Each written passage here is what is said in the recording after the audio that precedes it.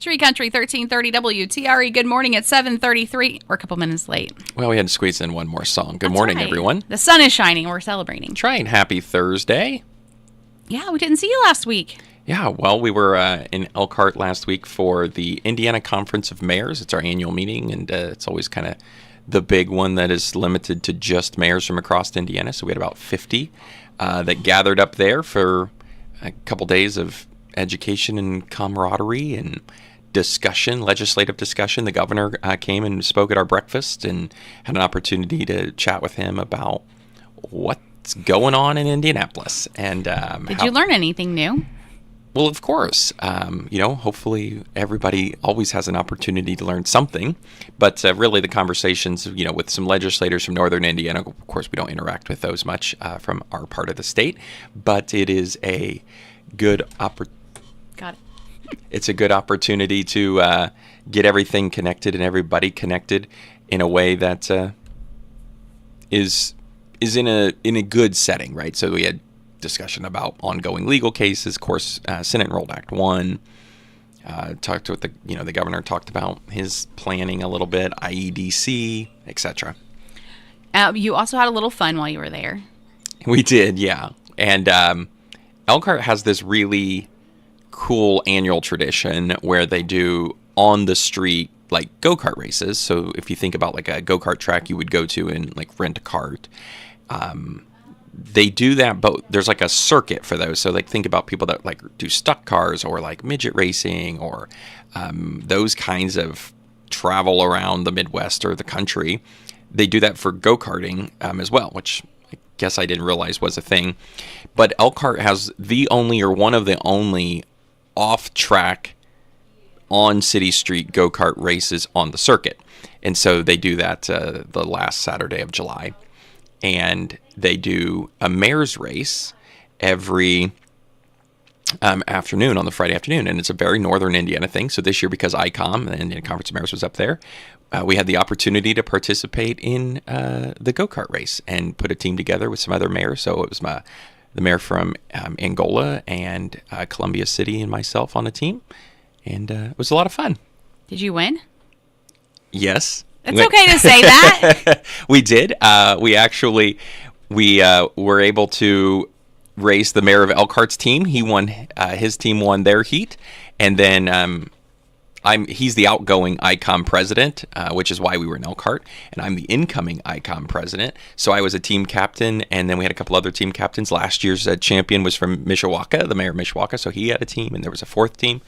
And so we took on the hometown mayor and beat him on his own course. See, there you go. That's a lot of fun. It was very exciting. Very good. And now you're back in town, and all kinds of fun stuff happening. This next week's like super crazy, isn't it? Yeah, of course, we're already Power the Past season is coming up. That's right. And of course, the farmers market's still going on. There's a concert Saturday night out at Rebekah Park. I'm going to get it wrong. Duke Tomato. Is it Duke Tomato? Okay. Yeah. So I think he'll be out there 7:00 out at the amphitheater. Looks like it's going to be a great weekend for that. Of course, Power of the Past is coming starting on Wednesday. You and I will be out there each evening. We will. We'll be back at it. That's right. Live at 5. We'll be on the radio and on YouTube, etc. So come out, participate in that. It's a lot of fun. Of course, then Thursday night, you're going to have a special guest that isn't me. I will. Yes, you're being replaced for night. I am being replaced on Thursday night because it's National Night Out. That's a big night. So many activities. I keep seeing little things coming out. 1 week from tonight. I think we have 25 partner booths this year, up from 23 last year. So we'll keep an eye on getting everybody in there. And it's going to start at 5:00 out at North Park. Yeah, lots of activities.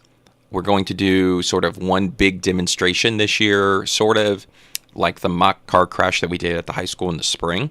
Be a little bit more of a expedited version of that, and it'll show police and fires interactions to a response at a scene versus sort of standalone independent type actions. I think it's fascinating to watch them all work together. Like they all know what they're doing, and they just go together. And just for that alone, it's a good time to come out and see it. Yeah, and of course we're gonna pork chops are the menu this year. That's what I heard from the fire chief. So they're very excited about that. They're going to take care of everybody and everything, and we've got a lot of great partners that are helping make it happen, and we'll see what else we can get. We've got at least one helicopter, if not more than one, scheduled to come. Whether that happens or not is always a game time decision, but should be a lot of fun. There's a lot of variables for it to get here and be able to be here and all of those things. And it's always a lot of fun to watch them land. So they usually come in right before 5 o'clock and they depart at 6:30. They have a shift change that happens, so they don't stay the whole evening generally. But it's also a lot of fun to watch them take off and all the helicopter rotor wash that happens, etc. And that goes until 8 o'clock, right? It does. Out at North Park, again, it's a totally free event. Lots of opportunities for kids and everyone in the community to come out, engage with our public safety and different members of the community. Other members of our teams help out. There's a lot of support that goes into making it happen from our utilities and street department to put together the event. It's great. We can't beat school back in session anymore. Like, if not, I made the comment the other day. Back in my day, we used to start the third week of August, right? But we can't beat school back in, so it's not really a end of summer party, but it's sort of a mid-summer, start of school year get together. That's right. It's like a big block party. It really is. So many people come out to that one, and it's just big and fun, and so many people you can interact with too. So. Yeah, and it's really casual. Bring a lawn chair. We're doing DJs. We've done live music in the past, but with the demonstrations, we've found that the DJ component so Jeremy Stallsmith is going to help us out with that, and there's really no pressure. It's a great opportunity. There's games for the kids. Sometimes we are able to work with the National Guard on inflatable obstacle courses. So we'll see. I don't know if that's again really weather dependent, whether it's available, et cetera, et cetera. So you never exactly know, but we will have food, we will have music, we will have demonstrations, we'll have games, we'll have a lot of partners, and it's all free. Show up and have a good time. Yeah, 5 to 8 next Thursday. Of course, we'll talk about it again next Thursday, but most of the time that's a little late to put it on your calendar, so get it on your calendar this week. All right, next Saturday is Market to Meal. Yeah, so that's Main Street's fundraiser. I think there's still a few tickets for sale. If you haven't done Market to Meal before, it's a really cool opportunity. Main Street Greensburg does it each year. They do it there in Alley 1822. And ingredients come from the farmer's market. There's a new catering company in town that has started up and is working in partnership with another restaurant. So their chef's going to be the Market to Meal chef, which has had great response. So Main Street Greensburg's Facebook page has got the link. You can buy the tickets online. I think they're $50. It's a great evening out. And it's in the community, and it supports the downtown organization. So it's always so pretty in that alley, and such a good backdrop. And they have the selfie station now there in that alley. I had a fellow mayor who was coming through town the other day, and just randomly sent me a photo from the selfie station, and commented on the alley and the work being done downtown. Of course, lots still going on, but I'm glad that they found the little. If you haven't found it yet, go walk the alley and see if you find it. It's a pretty easy find. Mom and I found it one Saturday. Yeah, but, if you want to go looking for it, there you go. Find it. There you go. Go look for it. Yes. I was like, is this really going to, you have to, I question everything. I'm like, is it really going to work the way I think it is? But it sure did. Yeah, it works well, right? We want people to, and again, if you think back through when the design was happening, the courthouse tree, obviously iconic for us. We wanted Greensburg, Indiana in the photos so that if you didn't know where it was, and then we wanted, sort of all the angles to line up. So it's done really well. I give a lot of credit to the people who sort of, let's put these pieces together, and maybe it'll become one of those moments where if you're in southeastern Indiana, you've got to stop and partake. That's right. Go check it out. That's right. It's a good time. I had somebody this weekend. I was at the state fair, and we'll call him the host on the trolley. I'm not sure what their official name is. And he is like, where'd you come from? So we're telling him. He's like, well, that's the tree in the courthouse, isn't it? And he was actually from up at Porter County, so not even local, but knew all about it. Yeah. Well, it's good. It's world famous. It is. It is world famous. What else do we have coming up? Well, so I think those are the big ones. Downtown's obviously making a lot of progress. I think over the next couple weeks we will actually start to see some pavement work happening, which is great. I was at the branch this morning and noticed that they have some lines marked for the full depth patching that is happening on Broadway between Main Street and Washington as part of the project. The county commissioners have signed on to repave the lot that's south of the courthouse. So when we get all the paving work done, now again, a little bit of pain, long time gain here.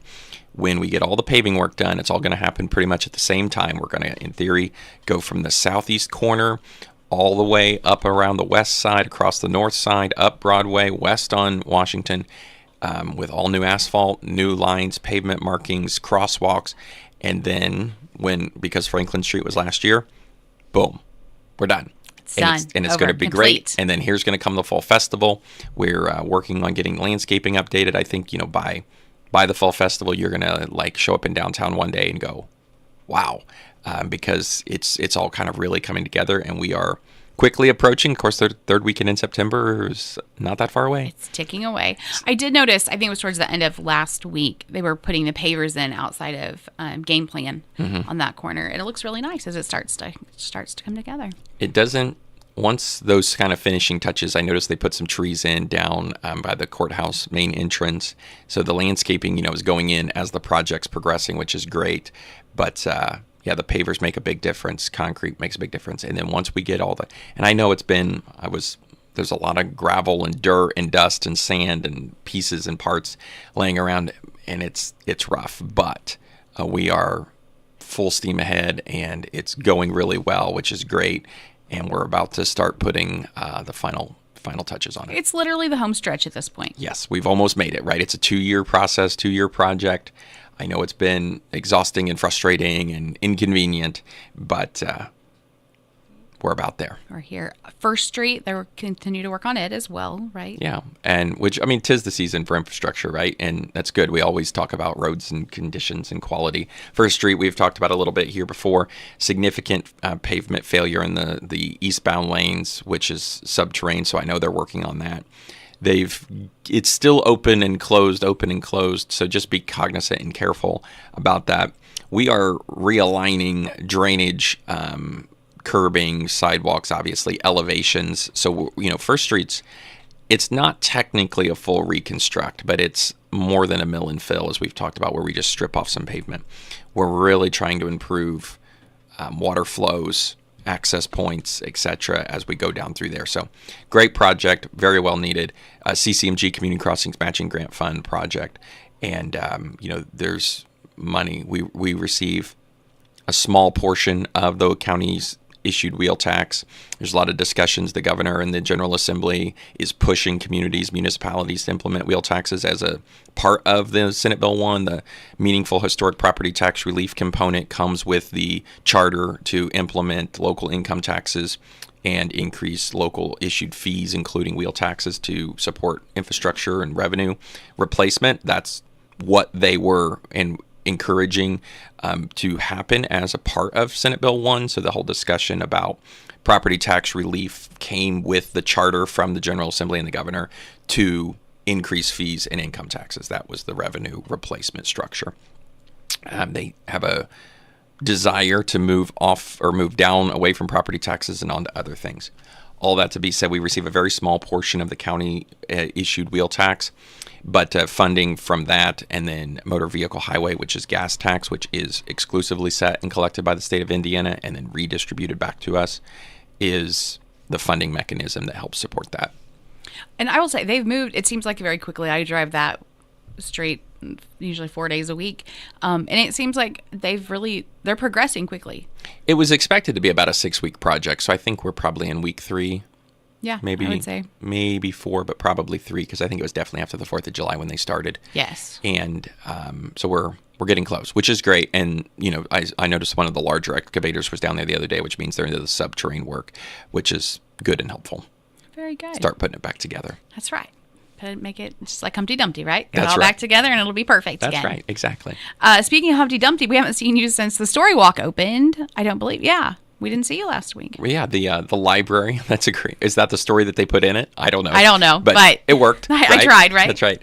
Yeah, the storybook walk out at the library on the trail, which is great. Of course, we were able to get that opened up, and then the library came alongside as a add-on project, and I'll call them partner, but we really did them separately, where they added the storybook walk. They had received a donation in 2018 that allowed for or wanted to see a Storywalk put in. They just hadn't found the right spot. So with the connection, then they were able to do that. I think there's 20 or 22 stations between the Rebekah Park trailhead and the library, which is great. If you haven't been out there yet, go take a look at what all we've connected with this little section of trail.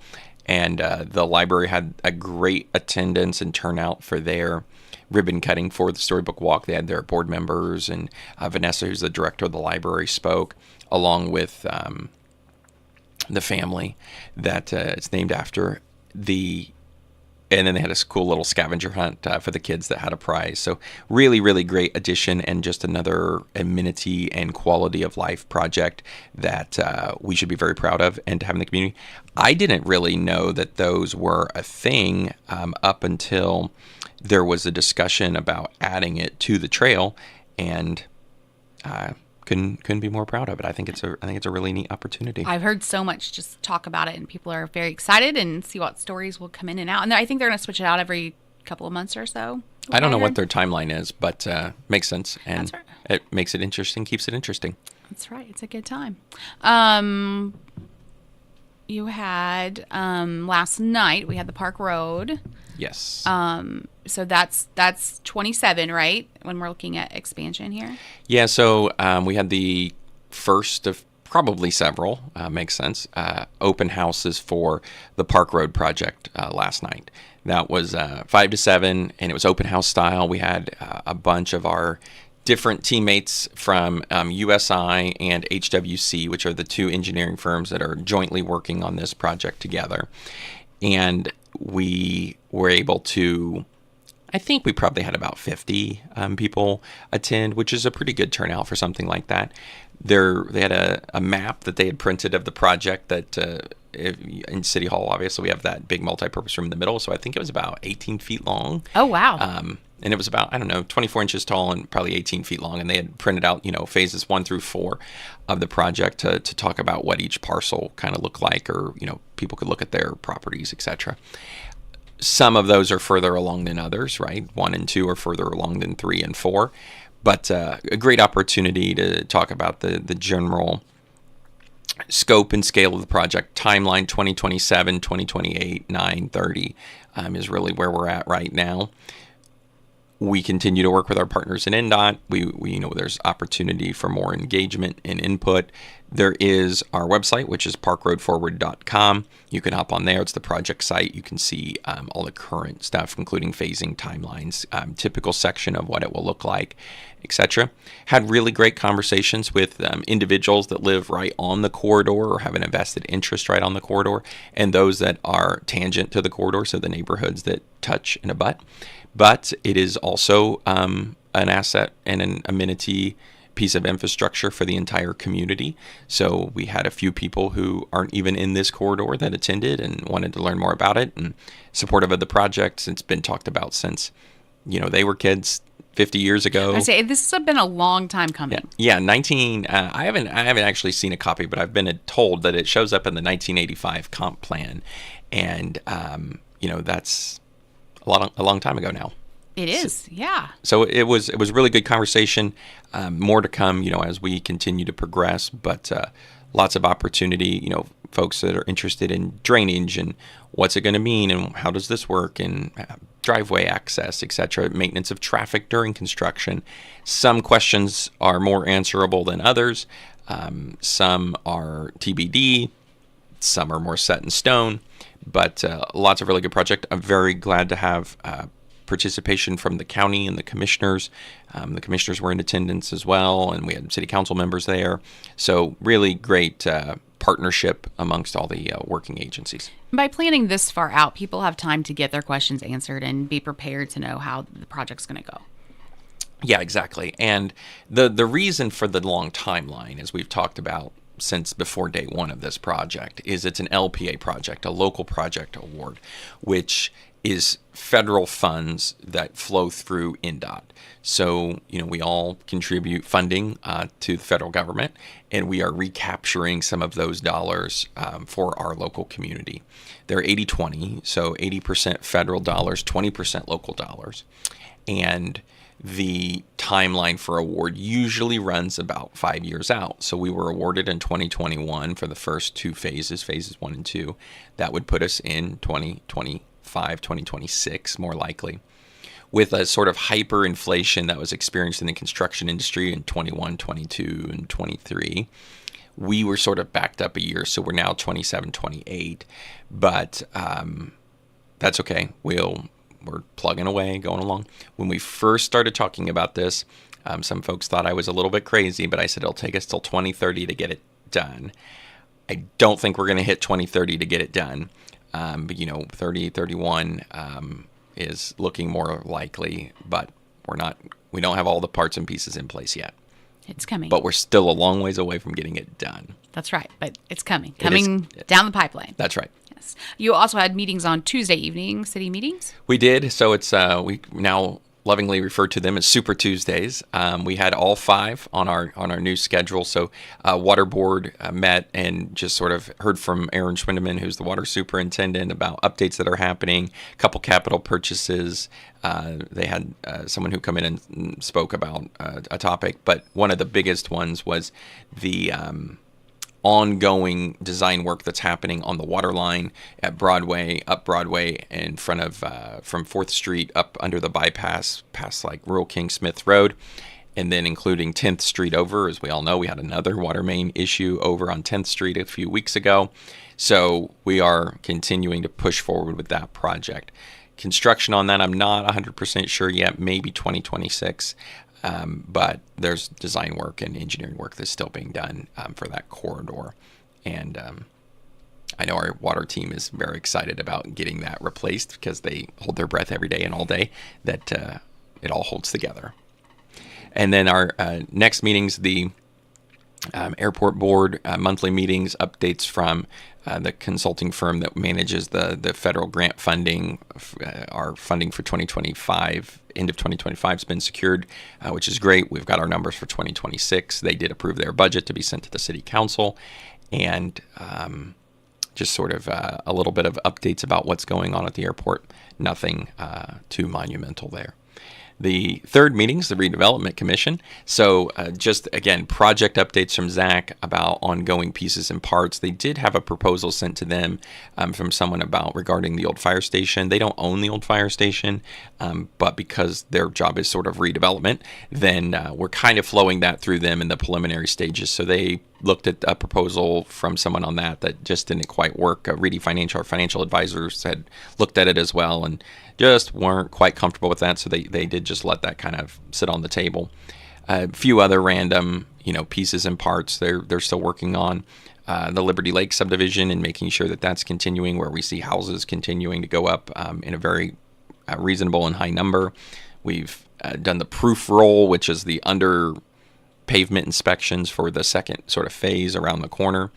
And the best part is we've already got some students going to Greensburg Community Schools living in that neighborhood. So they're cautiously walking down to Veterans Way to get on the school bus until the streets are done and construction subsides a little bit, I guess, if you would say.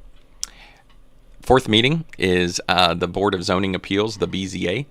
We had 3 things to consider that were new and 1 old, mostly just setbacks and a couple odd entities, one of which is the city of Greensburg. Most people don't realize this, but we actually do follow our own requirements for zoning and ordinances when it comes to needing to do something on properties that we own. We are working, a couple years ago, folks may remember, we bought a house over on Ohio Street next to our lift station that was available, and the intention was to put a permanent generator in place for the lift station. It's our most critical piece of wastewater infrastructure outside of the plant itself, obviously.